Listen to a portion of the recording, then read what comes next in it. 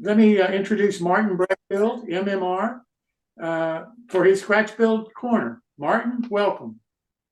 Okay, so we're going to do one more quick resurrection project, the third one for the month, since I'm off next week, right, Jim? So I hope so, because I only made these slides. I just made these slides an hour ago, so short notice. I can throw something together if I have to. Yes, you are, sir. Okay, so here's where we're starting. That's pretty uninspiring. Hunk of wood nailed together. You can see the nails. This is what old O scale sometimes looks like underneath of everything else. The underbody, what underbody? It's blank wood. The roof, well, hey, it's got pencil lines on it, yay, and it's got the right shape, but missing everything. Okay, there's the end. The other end doesn't look any better, so take my word for it. It's kind of raw. So basically, we got a blank slate, and that equals opportunity. You can turn this into anything you want. I'm going to turn it into a reefer. So, I got a wooden box with a railroad roof. Pretty simple, but totally free to do whatever you want with it. So, this is one of the great things about scratch building. Apply to this. You can do anything you want or can envision moving forward. So we'll build up some doors. Okay, I'm going to show one side. You don't need to see the other side. It looks like this side. 1/32 scribe siding cut on a diagonal, framed out with some strip wood, top, bottom, left, right. Make 2 doors. Kick plate at the bottom. Scribe siding at the top. 2 frame pieces on each side for the hinges to rest on. The only thing you have to remember when you do this is get out your door latch hardware and your hinges to make sure you make the doors the right height so the hardware matches. And you have the width right so you can put the hinges on those hinge plates. Other than that, it's just a matter of sitting down and gluing it all up. Find the middle of the blank slate and start putting things together. Just glue it right down, right on top of the blank side of the box, for lack of a better word, which is now going to become a reefer, a refrigerator car. Well, you get the doors done. It's easy then. You just slap on and skin up both sides with 1/32 thick scribe siding. I'm using siding from it's probably Kapler, but it could well be Northeastern scale lumber. I don't know of any other sources of 1/32 thick scribe siding. Everybody else just sells 16th inch. And this is one of the nice things about 1/32 is this box underneath there was probably set for paper or cardboard, cardstock sides. We're talking 50, 70 years ago. So they didn't have any room for something thick. So a 32nd is about as thick as you can use for a piece of wood that makes sense for this. Up through the ends. So we'll cover up that nasty end grain, put in a piece of scribe siding, end sill, and we'll do a roof. I didn't get too picky about the center seam because you're not going to see it underneath the roof walk anyhow.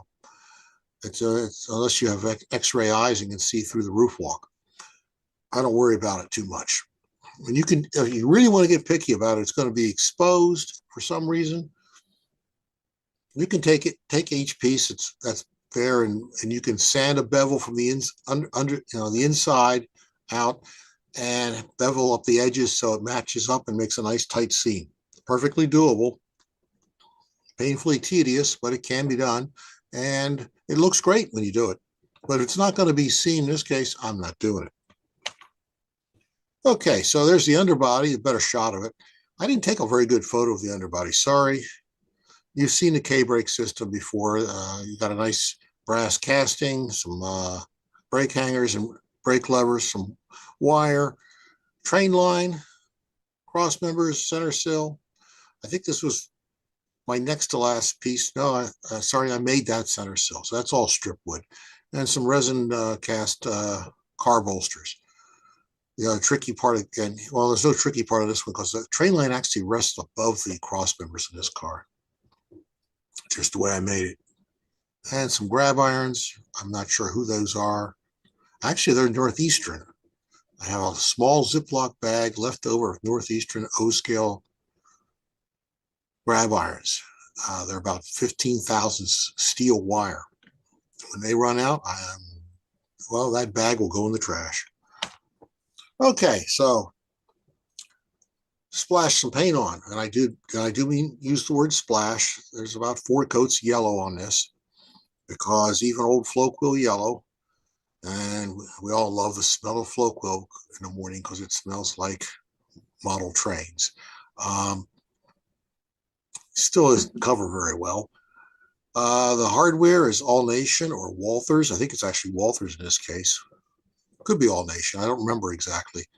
Probably came out of an unmarked bag anyhow. So pre-paint that, drop them on with a little bit of goo, tack board, so top board there, black paint on the bottom.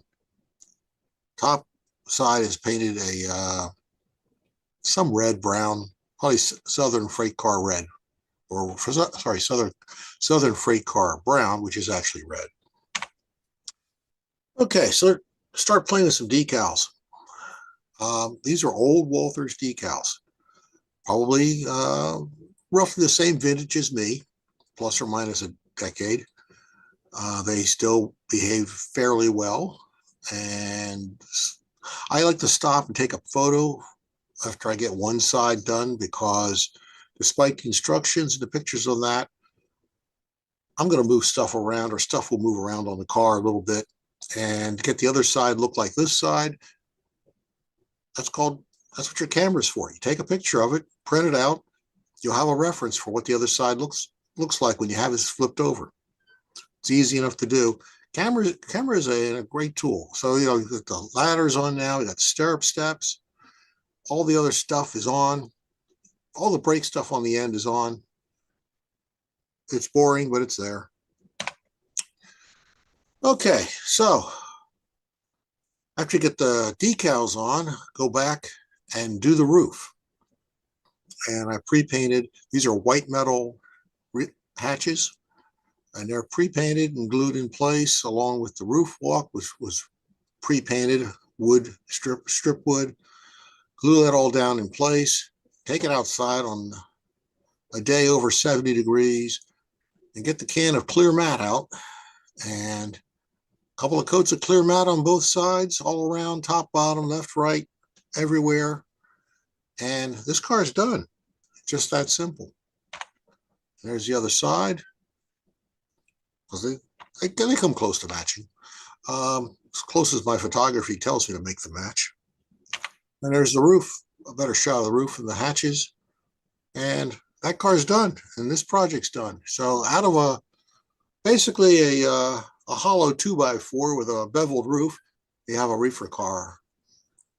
Took me about, I don't know, 2-3 weeks working, a little bit here, a little bit there. Wait for the glue to dry, come back and do some more. And that's how we're going to stop until next month. And next month, I'm going to do something really, really, really, really unusual for me. I'm actually going to build a car that actually has a real prototype. Don't anybody fall out of your chair or anything here now. Okay, so that's foreshadowing for next month. Okay, so if we got any questions or what have you. Great job. A great looking car. It really is. Yeah, Martin, where did you come up with that original 2x4? And what made you think you could make something out of it? well, I probably paid all of $5 for it. It probably was under a table out at the Indianapolis O-scale meet 5-8 years ago. I probably and knowing what's in the cardboard box about 6 feet, 5 feet from me, I know there's 6 more of them in there that are in a similar condition. I think most of those are Westbrook cars. But so they have a center sill, but that's it. And the Westbrook cars had a paper cardstock side. So, they're blank slates. They can be reefers, box cars, whatever. Okay, they can't be stock cars. I'm not going to cut holes in the sides. But they're pretty much open to whatever.